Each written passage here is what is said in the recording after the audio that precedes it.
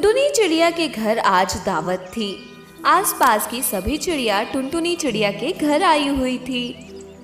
चुलबुल चिड़िया की ओर देखते हुए टुनटुनी चिड़िया कहती है, देखो ना कितना अच्छा लगता है सबको ऐसे आनंद में देखकर। हाँ टुनटुनी, और ये सब तुम्हारी वजह से हो पाया है। इसे ही तो परिवार कहते हैं ना, जो बिना वजह जब एक साथ इकट्ठा हो जाए और खुशनुमा माहौल हो, जब सब बिना कारण एक दूसरे के साथ का आनंद ले रहे होते हैं, कितना प्यारा लगता है। हाँ टुनटुनी, तुम बिल्कुल सही कह रही हो। तभी टुनटुनी और चुलबुल चिड़िया और बाकी सबको कुछ हलचल महसूस होती है। कुछ आवाजें सुनाई देती हैं। टुनटुनी चिड़िया बाहर देखने जाती है। ये तो कोई राजकुमार लगता है। ये यहाँ क्या करने आया होगा? चलो पास चलकर देखते हैं। दोनों राजकुमार के पास वाले डाल पर जाकर बैठ जाते हैं। यहाँ से हमें पैदल ही चलना होगा। तुम सभी जंगल के अलग अलग दिशाओं में जाकर देखो कि हिरन कहाँ कहाँ है। जैसे ही कोई हिरन दिखता है तो मुझे खबर करो। मैं भी हिरन की तलाश के लिए आगे बढ़ता हूँ साथियों। सभी सिपाही अलग अलग दिशाओं में हिरन की तलाश के लिए चले जाते हैं और वहीं राजकुमार भी हिरन की तलाश में कहीं और चला जाता है। जंगल में और भी बहुत सारे जानवर होते हैं, जैसे कि खरगोश, मेंढक इत्यादि। राजकुमार को अभी तक हिरन नहीं मिला था। सभी को छोटे मोटे ही जानवर दिखाई पड़ रहे थे। ये तो गलत बात है। बाहर के मनुष्य हमारे जंगल में आकर हमारा शिकार करते हैं। हम तो ऐसा नहीं करते, फिर वो क्यों हमें नुकसान पहुंचा रहे हैं? चलो हम राजकुमार के पास जाकर उनसे निवेदन करते हैं। टुनटुनी और चुलबुल राजकुमार के पास जाती हैं। प्रणाम राजकुमार। तुम दोनों मेरे पास क्यों आई हो? राजकुमार, हमें आपसे एक निवेदन करना है। क्या निवेदन है, बोलो। राजकुमार, कृपया आप अपना शिकार का विचार त्याग दें। हम सभी जंगलवासी एक परिवार की तरह रहते हैं। हम सबका भी अपना एक परिवार है। हमें भी बहुत तकलीफ होती है जब कोई हमारा अपना हम सबसे दूर चला जाता है। टुनटुनी ने राजकुमार से निवेदन करते हुए ये सब कहा। देखो चिड़िया, मैं यहाँ तुम्हें मारने नहीं आया हूँ। मैं यहाँ हिरन का शिकार करने आया हूँ, तो तुम यहाँ से जा सकती हो। राजकुमार, हिरन भी हमारे परिवार का सदस्य है। वो भी इस जंगल में रहता है। आप कृपया कर उसे छोड़ दो, उसे चोट मत पहुँचाओ। देखो चिड़िया, मैं कितनी देर से तुमसे बात कर रहा हूँ। इसका मतलब ये नहीं है कि मैं तुम्हारी बात मान जाऊंगा। मैं एक राजकुमार हूँ।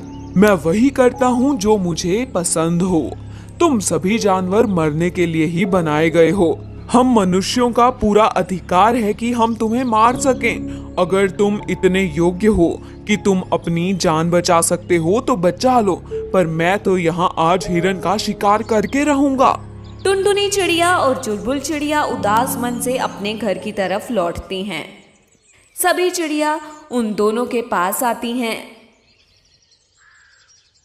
क्या बात है? क्या हुआ? क्यों चुप हो? तुम लोग उदास क्यों हो? हमारे जंगल में राजकुमार आया है। अपने सिपाहियों के साथ वो हिरन का शिकार करना चाहता है। उन्हें ऐसा लगता है कि हम जानवर मरने के लिए बनाए गए हैं, उनके हाथों से वो भी। हम सभी को उस राजकुमार को सबक सिखाना होगा। उसे अपनी गलती की सजा देनी होगी ताकि वो समझ सके कि हमारा भी परिवार है और हम इतने योग्य हैं कि हम अपनी जान बचा सकते हैं। लेकिन टुनटुनी, हम ये सब कैसे करेंगे? बताओ ना टुनटुनी, तुम्हारा क्या प्लान है? कौवे बहन, तुम जाओ और जाकर सबको खबर कर दो कि एक शिकारी आया है। जंगल में हमें मारने के लिए कोई राजकुमार आया है और सभी जानवरों को छिपने के लिए बोल दो। ठीक है टुनटुनी, मैं सभी को अभी जाकर बता देती हूँ और वहाँ तक खबर पहुँचा देती हूँ। यहाँ टूनी चिड़िया गौरैया चिड़िया को देखते हुए कहती है, गौरैया चिड़िया, तुम कैसे भी करके रस्सियों का प्रबंध करो। गौरैया चिड़िया रस्सियां लाने के लिए जाती है और उसकी मदद के लिए 2-3 पक्षी और चले आते हैं। टुनटुनी टुनटुनी चिड़िया चुलबुल चिड़िया की तरफ देखते हुए कहती है, चुलबुल चिड़िया, तुम जाओ और सभी हिरन को देखो और उन्हें सतर्क कर दो। ठीक है टुनटुनी, मैं अभी जाती हूँ और हिरन को ढूंढती हूँ। अब टुनटुनी चिड़िया इधर उधर टेंशन में चल रही होती है। बाकी चिड़िया उसे देख रही होती हैं। सभी पूछती हैं, टुनटुनी चिड़िया, आखिर तुम्हारा क्या प्लान है? थोड़ा इंतजार करो, सब समझ आ जाएगा।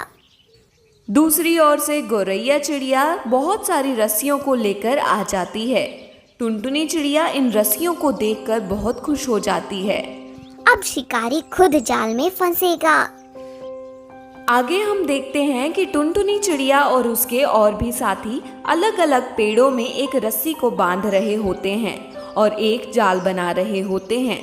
वो पेड़ पर रस्सी बांधते हैं और एक गोला बनाकर उस रस्सी को नीचे भी गिरा देते हैं और उन रस्सियों की लकीरों पे वे पत्ते बिछा देते हैं, जिससे किसी को ऐसा न लगे कि ये जाल है।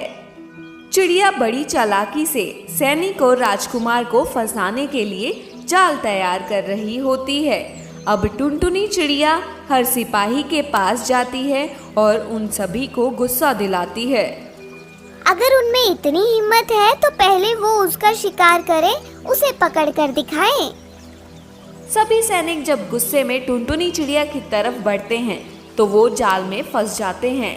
इस तरह टुनटुनी चिड़िया सभी सिपाहियों को पेड़ से बारी बारी करके उल्टा लटका देती है।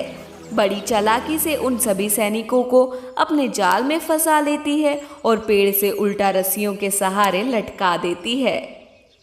वही चाल वो राजकुमार के साथ भी चलती है और जाल के पास खड़ी हो जाती है और राजकुमार को गुस्सा दिलाने लगती है। राजकुमार गुस्से में जब उसे पकड़ने के लिए उसकी ओर बढ़ता है तो वो भी रस्सियों में उलझ जाता है और पेड़ से उल्टा लटक जाता है। अब सभी चिड़िया बहुत खुश होती हैं और मुस्कुराती हैं।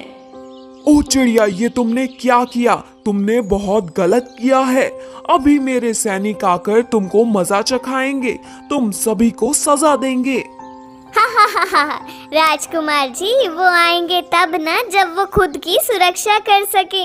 वो लोग भी आपकी तरह पेड़ से उल्टे लटक रहे हैं।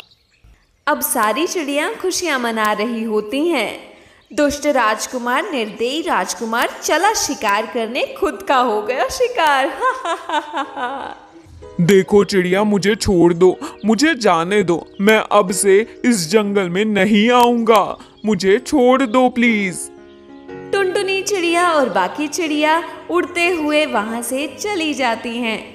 राजकुमार चिल्लाता रह जाता है।